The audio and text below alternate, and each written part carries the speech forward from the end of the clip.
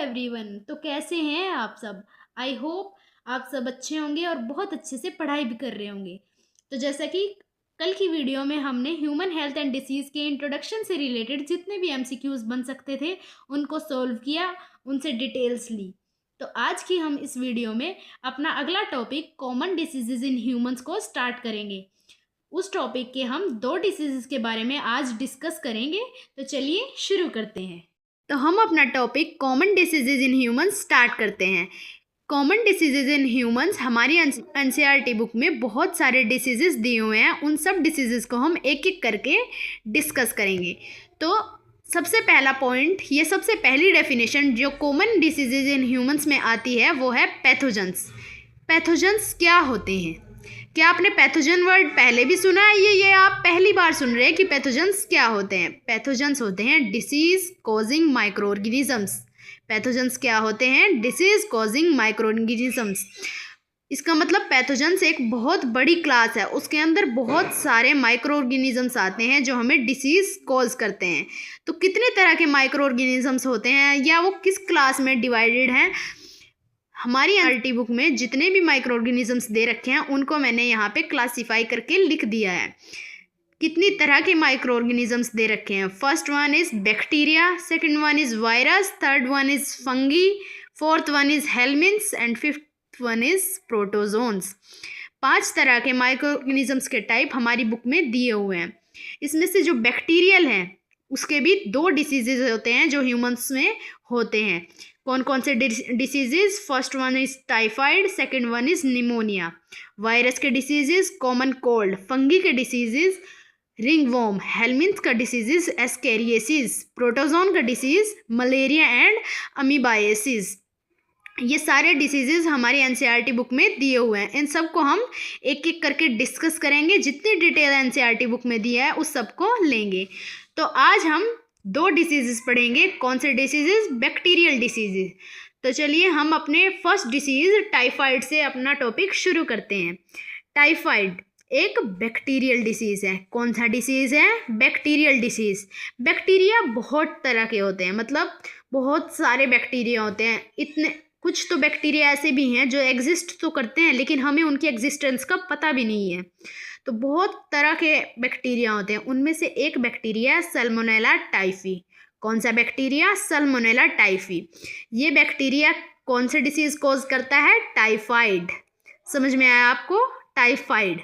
अब हमें ये तो समझ में आ गया कि टाइफाइड कौन से बैक्टीरिया से होता है, कौन से होता है? Salmonella typhi. अब हमारे माइंड में एक और क्वेश्चन ये आएगा कि सल्मोनेला टाइफी आखिर हम तक पहुंचता कैसे है? कैसे हमारी बॉडी तक पहुंचता है और कैसे हमें ये डिसीज करता है? तो टाइफाइड का हमारी बॉडी में आने का जो वे है वो है through contaminated food and water. Through contaminated food and water मतलब जिस फूड के अंदर ये बैक्टीरिया बैठा हुआ है या फिर जिस फूड वाटर के अंदर ये बैक्टीरिया बैठा हुआ है उस वाटर या फूड के थ्रू ये हमारी बॉडी में एंटर करता है। और ये कहाँ पे रहता है? कौन से वे से एंटर करता है? स्मॉल इंटेस्टाइन में। आपने स्मॉल इंटेस्टाइन का नाम तो छोटी क्लासेस में भी सुना होगा। ये हमारे डाइजेस्टिव सिस्टम का पार्ट है। स्मॉल इंटेस्टाइन का वर्क क्या होता है? हमारी बॉडी के अंदर जितना भी हम फूड खाते हैं उसका जो कंप्लीट डाइजेशन होता है वो स्मॉल इंटेस्टाइन के अंदर ही होता है। तो अगर हमारी स्मॉल इंटेस्टाइन के अंदर ये जाके और हमारी बॉडी में ये पहुँच कहाँ से रहा है? कंटामिनेटेड फूड के थ्रू। तो इस कहाँ जाके हमें नुकसान पहुंचाएगा? हमारी स्मॉल इंटेस्टाइन में, क्योंकि वहाँ पे ही हमारा कंप्लीट डाइजेशन होता है फूड का। अब हमने ये समझ लिया कि टाइफाइड कौन से बैक्टीरिया से होता है? Salmonella typhi. कहाँ से हमारी बॉडी में पहुँचता है? Through contaminated food and water. और इसका वे क्या है एंटर करने का? Small intestine. अब हमें कैसे पता चलेगा हमें टाइफाइड हो रहा है या हमें क्या सिम्टम नज़र आएंगे कि हमें टाइफाइड हुआ है? तो कुछ सिम्टम्स होते हैं जो टाइफाइड के अंदर नज़र आते हैं। वो सिम्टम्स हैं जैसे stomach pain, constipation, high fever. इसमें हाई फीवर बहुत होता है, मतलब जैसे आज फीवर हुआ कल के दिन नहीं होगा, फिर उससे अगले दिन फिर से फीवर होगा। और हाई फीवर भी 39 डिग्री टू 40 डिग्री सेल्सियस इसमें टेम्परेचर चला जाता है। ये कुछ सिम्टम्स हैं जिससे हमें मतलब ये तो हो जाएगा कि जब ये सिम्टम्स आएंगे डॉक्टर हमसे पूछेंगे, उसके बाद हमारा टेस्ट होगा, तो ये जो सिम्टम्स हैं वो टाइफाइड के होते हैं, टाइफाइड में ये नज़र आते हैं। और इसमें से एक बहुत रिस्की सिम्टम है, मतलब ये जो सिम्टम है इंटेस्टाइनल परफोरेशन, ये बहुत रिस्की सिम्टम है, इसमें डेथ भी हो सकती है। ये सिम्टम या तो हमें तब नज़र आता है जब हम इन 2-3 सिम्टम्स को इग्नोर कर देते हैं जो पहले दिए हुए हैं, या फिर हमें पता ही नहीं चलता, हम लोग टेस्ट ही नहीं कराते, तो ये बहुत बड़े लेवल पे टाइफाइड की डिसीज़ बढ़ जाती है। तो उस टाइम पे वेरी रिस्की सिम्टम्स भी आ सकते हैं जिससे डेथ भी हो सकती है, और ये सच में होता है, ये हमारी एनसीईआरटी बुक में लिखा भी हुआ है। अब हमने समझ लिया टाइफाइड एक बैक्टीरियल डिसीज़ है, सैल्मोनेला टाइफी बैक्टीरिया के थ्रू हमें टाइफाइड होता है। वे क्या है इसका एंटर करने का? स्मॉल इंटेस्टाइन के थ्रू। कहाँ से हमारे बॉडी में पहुँचता है? Through contaminated food and water. क्या क्या सिम्टम्स इसके हैं? स्टमक पेन, कंस्टिपेशन, और कौन सा वेरी रिस्की सिम्टम्स है? Intestinal perforation. अब हम ये जानेंगे कि जब हम डॉक्टर के पास जाएंगे या डॉक्टर को जो हम सिम्टम्स बताएंगे उसके बाद वो हमारे टेस्ट करेंगे, तो उसका कन्फर्मेशन टेस्ट कौन सा होता है? कन्फर्मेशन टेस्ट कौन सा होता है टाइफाइड के लिए? Widal test. कौन सा टेस्ट? Widal test. ये वाइडल टेस्ट भी एक लेडीज़ के बाद फेमस हुआ है, इसके बारे में भी हमारी एनसीईआरटी बुक में 2-3 लाइनें दी हुई है, थोड़ा सा जिक्र उनके बारे में दिया हुआ है। उन लेडीज़ का नाम था मेरी मेलन। क्या नाम था उनका? मेरी मेलन। उनको वैसे बाद में टाइफाइड मेरी के नाम से भी वो बहुत फेमस हुई। मेरी मेलन एक पेशे से एक शेफ़ थी, वो लोगों के लिए खाना बनाती थी, लेकिन उनको नहीं पता था कि उनको टाइफाइड की बीमारी हो रखी है।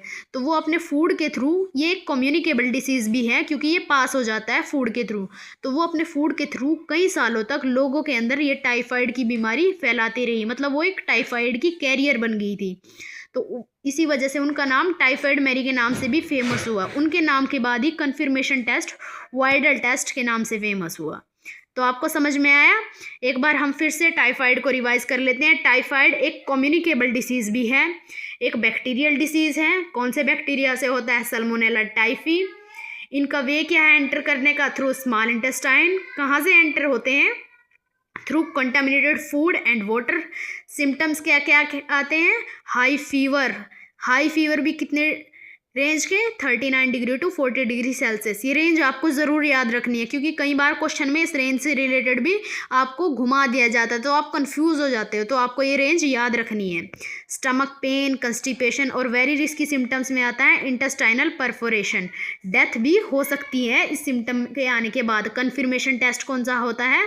Widal test. तो अब हम चलते हैं अपने दूसरे बैक्टीरियल डिसीज़ की तरफ। जो बैक्टीरियल डिसीज़ है हमारा निमोनिया।